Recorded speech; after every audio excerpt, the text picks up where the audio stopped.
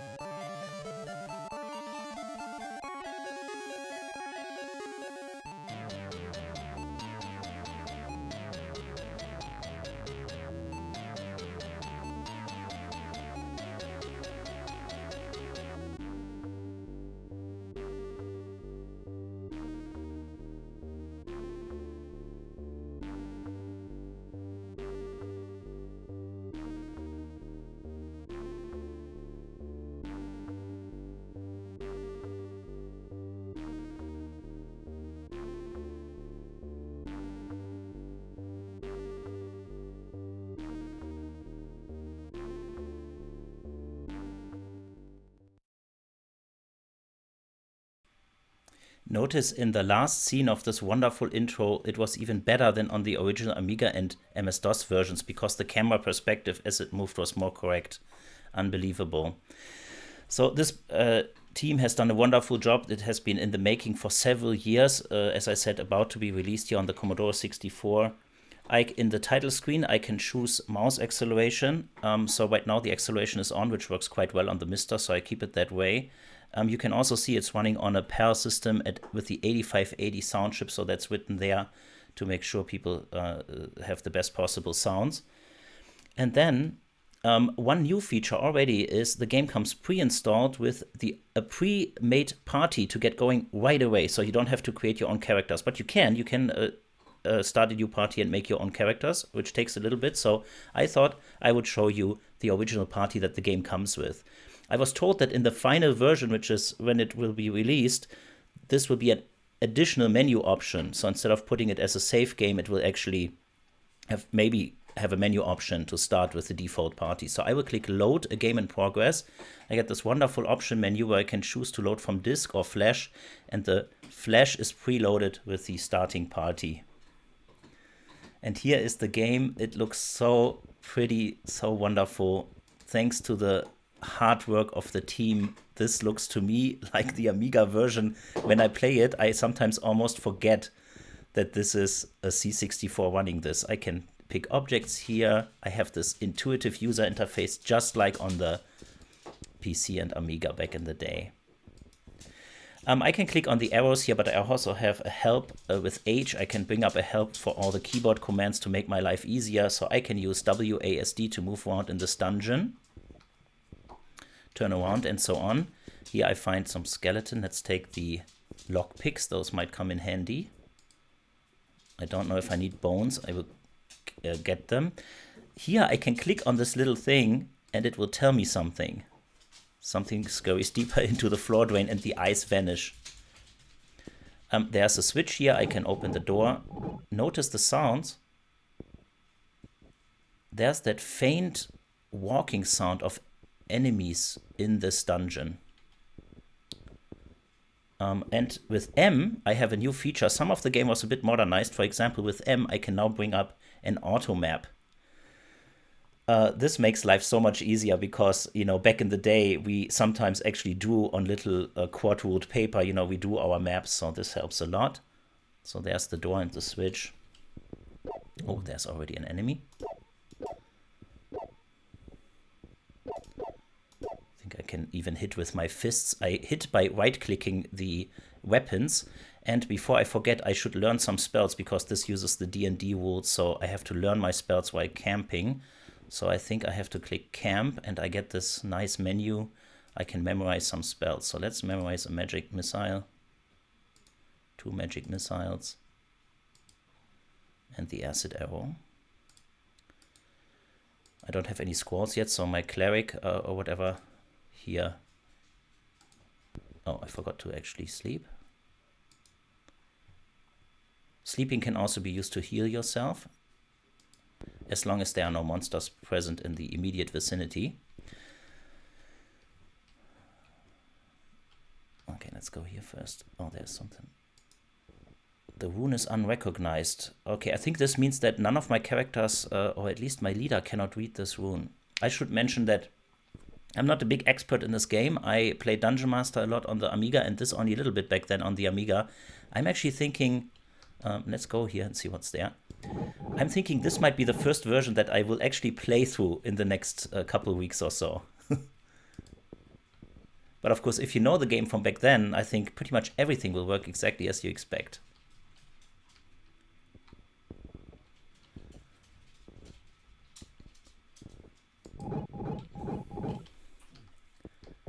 More enemies.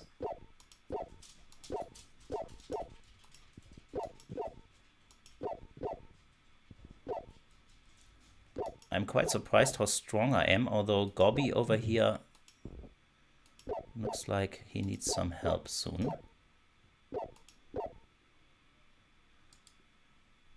Mage Squall. Okay, so let's give this Squall. I think when I pick something up, then I can see what it is. Cleric. Okay, that's a cleric, but not a mage.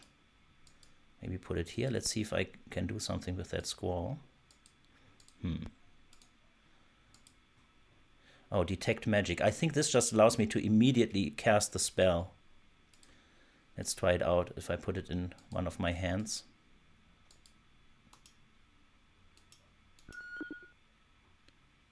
Okay, this is an immediate spell casting option. Okay, we can see here, oh, I'm in the door, how cool. Okay, here we can see a button, a switch, floor pad, something happened. A door opened, I think, or closed. Ah, okay, so this opens and closes this door.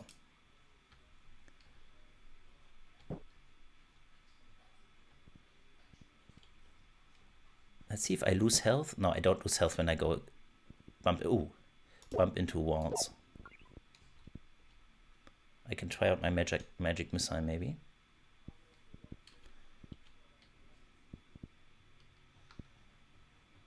I think I have to double click on a spell and then click. Yeah, double click to cast it. Let's cast another magic missile. All the effects are there just like in the original game.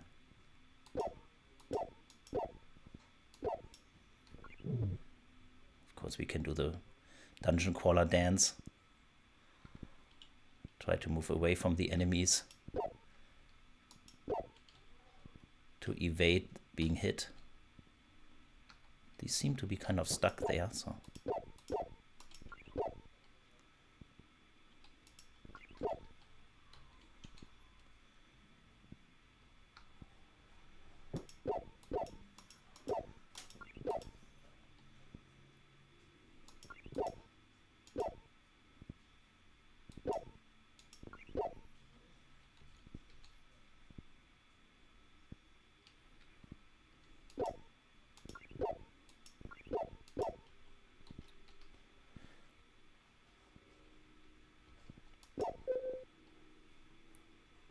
Mim has gained a level of experience, okay.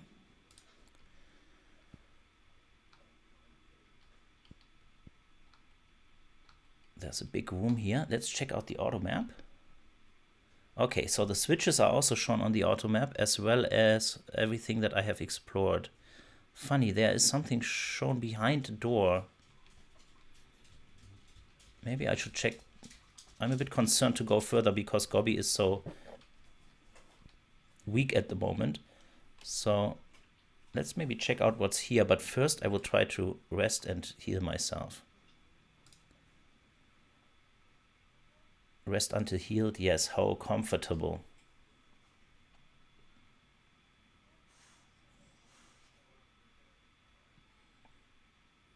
Wow.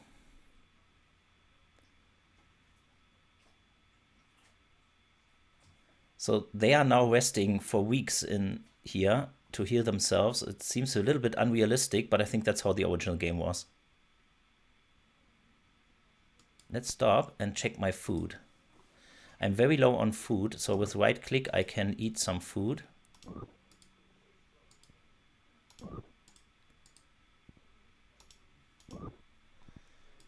Let's also take a quick look at my stats. So here all the stats are shown. A fighter, a mage, and a cleric. I'm in front of the store that I wanted to explore. Okay, it looks like it's closed. Take a quick look what else was there. Okay, I haven't been there, and let's check it out. Another switch and a door.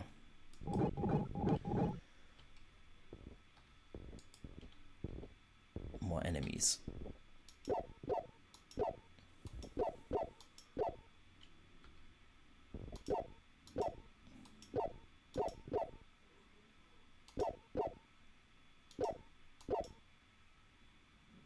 And I get another dagger. I guess they just leave their weapons behind. Okay, one thing I forgot, I didn't memorize any spells, so let's do that again. So I want some more magic missiles. Some more acid arrow. Okay, I already have that. Look at my squads. No squads. Okay.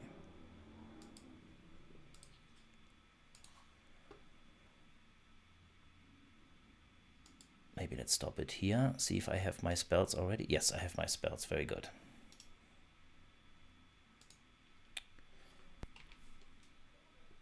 Wonderful. Okay, let's explore this some more.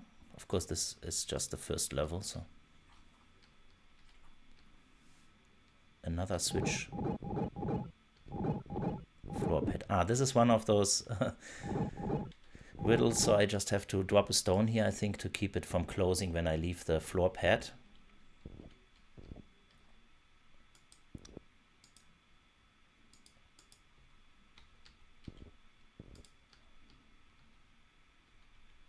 I feel like I've been here before. No, okay. Let's first explore that side.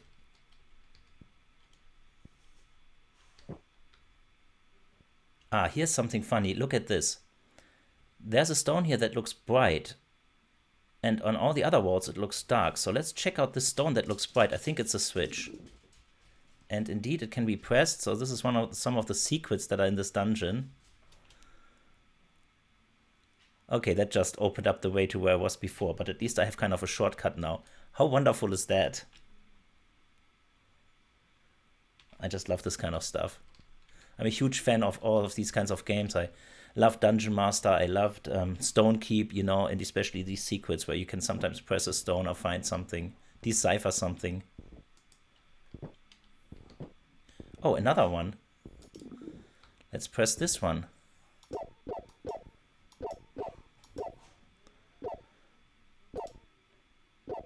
Why not shoot a few magic missiles?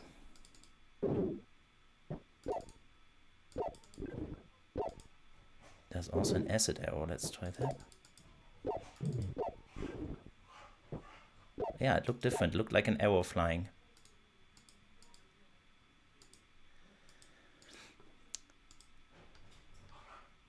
Oh, there's a hole.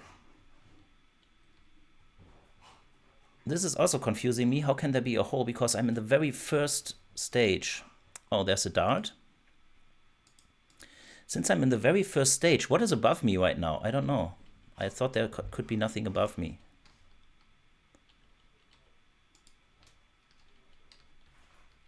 See if I can find some more secrets. Okay, it looks like I'm maybe back where I was before. Okay, I've explored all of that. So maybe that hole is just to make it realistic because we are in the sewer, right? So maybe that goes up to the city.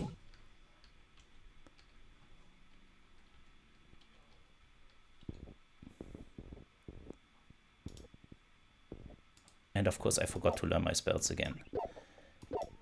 So I have to fight close combat.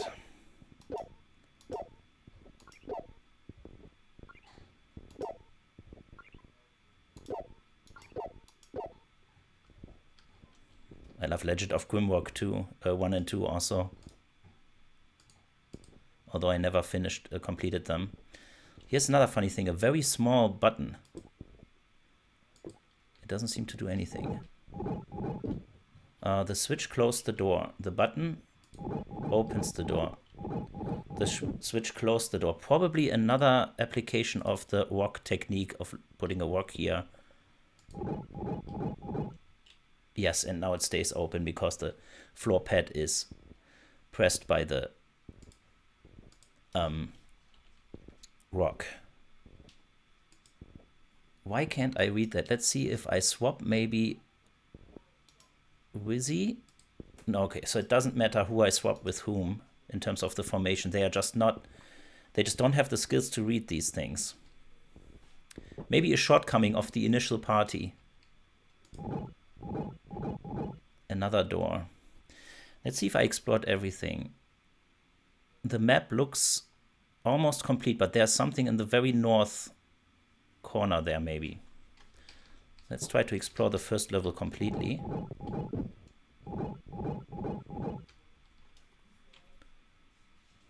I can't believe sometimes I played these games when I was younger. I played these games without making a map, and I could just memorize these kinds of dungeons. I don't know how I was able to ever do that. It also hurt my navigational skills as a kid because I thought that all the streets are always rectangular, 90 degrees, and you know, of course, growing up in Germany, that's not the case. In German cities, some of the roads are completely diagonal, but by playing a lot of these kinds of games, my navigation skills were quite ruined. Okay, that's it. So now I think I've explored the whole map, or at least so far what I could find. So let's go to the exit.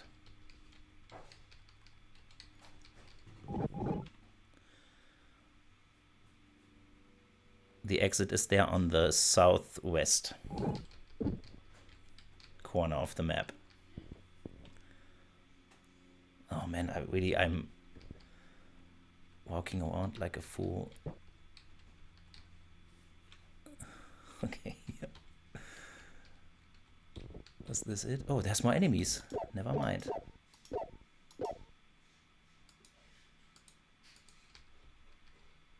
Oh. A mage scroll of armor. A cleric scroll of bless. Could it be that the mage scrolls are diagonal like this and the cleric scrolls are diagonal like that, so they are easily distinguishable? Let's swipe some scrolls, shall we? An armor scroll, memorize some spells. Let's try a shield. Oh, I forgot to memorize again, so let's rest and memorize these. So you might think this is way too easy because you can always rest and heal yourself, but you have to think of the food, because food is limited, and you know, so if you just rest a lot, you will eventually run out of food.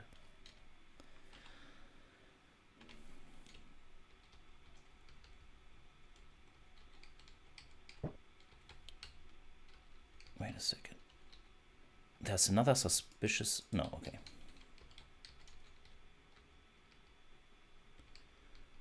Let's try to leave this level. Where was the exit? Ah, okay, I have to go north and then south again. So here north and then south again. The keyboard is extremely responsive. Oh, I'm getting a shield. Ah. And this must be the exit then. Now I'm going down, and look, I'm already there. So there's almost no loading times because all of this is on easy flash. Some keyholes. Switches and so on. I should mention that... Oh, it doesn't open. Interesting.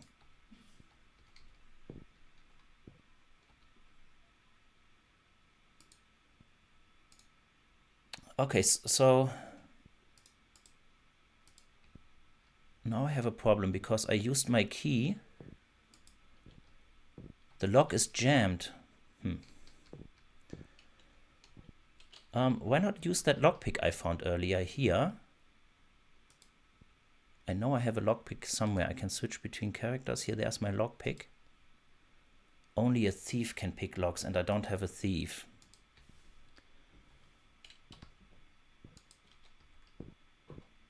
And what's the deal with this switch? Leader forces the door. Oh, I could click on the door, and because Leader is strong enough, he forced it open. How cool is this? Whoa.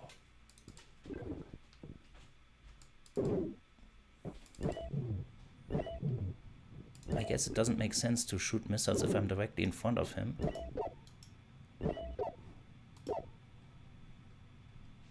Oh, a potion.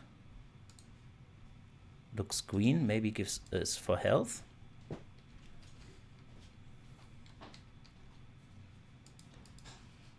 An odd carving to place here. I love these messages that appear on the bottom. It still gives a little bit of the flair of the really old RPGs that had a lot of text. A little bit of that is still in here. This might be another riddle.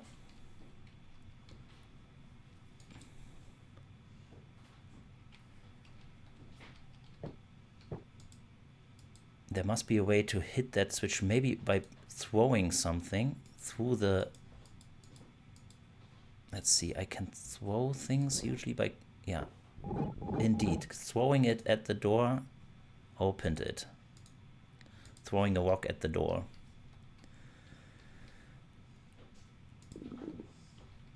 Oh, a secret door that just opened. A secret door that was just a wall. Wow.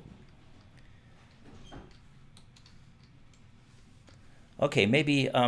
I don't know how long I should, so maybe I will just stop it here. I just wanted to give you a quick first look at the early review copy I received of Eye of the Beholder for the Commodore 64. I'm now here in the second level down in the dungeon. I think later on the graphics will completely change as you go further and further down, and the wonderful graphics here on the C64, wonderful performance. The game runs very responsive and quick with the keyboard controls and also mouse control. Everything is there, wonderful. I wanted to give to also show you something really quick. So first of all, I want to mention that on the MiSTer, because the MiSTer C64 core does not yet support saving to easy flash, you actually, when you want to save here in the game menu, you want to save to the disk. You see, I have all the options here. So if I would save to flash, I could not load it later again. So the solution for now is on the MiSTer to use a save disk And of course now I didn't insert the disk, so I think there is a save disk that will come with the game.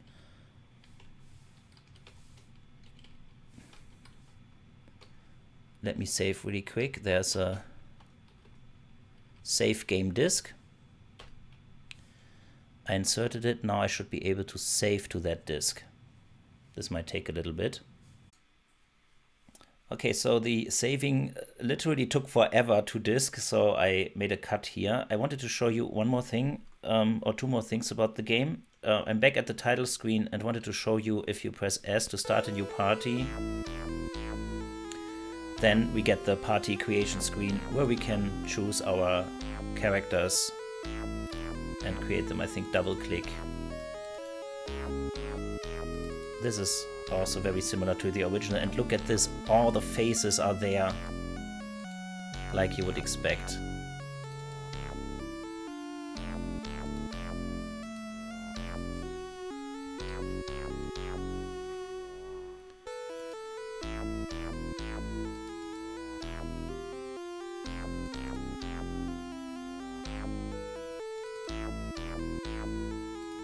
And here the dwarfs also look different than the humans and so on. It is wonderful. Okay, I don't want to spend too much time here.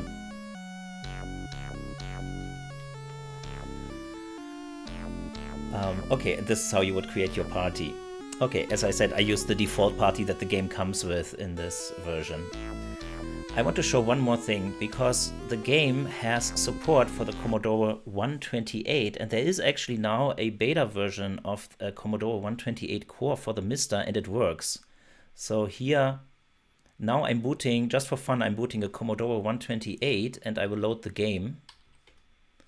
And now it supports this computer in multiple ways. One of them is it offers a turbo mode. I forgot to set the mouse. I have to do that because here it wasn't preset.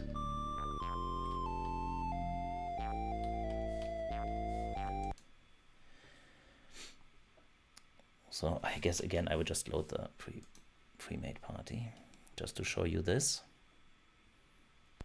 Okay, notice on the bottom it now says C128 detected, press F3 for turbo mode.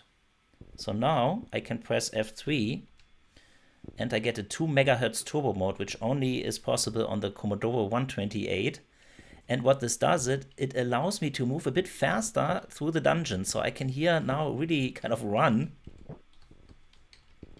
I'm not sure if this comes across in the video, but the effect is quite noticeable when you play it yourself. If I disable the turbo mode, this is the fastest I can go. This is still plenty fast and fine, but you see I'm a bit limited to how fast I can go. And if I press F3 to enable the turbo mode, I can go really fast. I was told that also in some battles when there's lots of enemies, then this turbo mode also makes quite a difference, that everything keeps running without ever skipping a single frame. Another feature of that it supports is dual monitor setup. So on the Commodore 128, there were actually two video chips, one that would display the game, and in this game, the other one could be used to display the map at the same time. So this core does support this idea, because if you flip the core to 80 character mode, it will automatically switch to the other video output of the original computer, but there's still some kind of bug. So if I switch, let's see, I should be able to switch. You see, this should now display the map, which on a real Commodore 128 could be hooked up to a second monitor. But here, sadly, because of a bug in the core, it just displays this corrupted image. So, but this is just a beta version, so I suspect in the final core this will work. However, there's no point even in using this feature on the MiSTer, because you can just press M to swap to the map still, right? But on a real C128, this must be really fun to have the game hooked up to two monitors and always display the map at the same time. So again, the team went way past what could even be dreamed about. I mean, with the kinds of features they put in. Okay, so that ends my little video about Eye of the Beholder for the Commodore 64, soon to be released. Wonderful game, and I just did a little quick look at it. Thank you very much for watching, and see you soon.